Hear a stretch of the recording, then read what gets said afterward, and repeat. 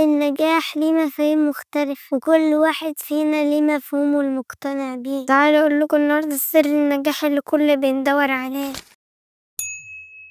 اهلا بكم في حلقة جديدة من حلقات حكايتنا. حلقتنا النهارده هنتكلم فيها عن سر النجاح الحقيقي. انتوا اصلا عارفين معنى النجاح؟ انا هقول لكم ايه معنى النجاح. النجاح مش بس درجات عالية او فلوس كتير. النجاح هو انك توصل لهدف وتفرح بالتعب اللي تعبته. النجاح ممكن يكون في المدرسة او في الموهبة بتاعتك او في صداقتك او حتى تكون انسان كويس. طب ايه هو سر النجاح؟ السر الحقيقي للنجاح هو الاجتهاد، يعني نشتغل ونتعلم ونتمرن كل يوم، ولازم نتعلم الصبر والايمان بنفسنا، لانك لو ما صدقتش انك تقدر تنجح مش هتقدر تعمل اي حاجة. وكمان انك تتعلم من الغلط، لان الغلط مش نهاية العالم، بالعكس ده بداية جديدة للنجاح. وكمان النية الطيبة، ما تبقى نيتك كويسة اكيد ربنا هيكرمك.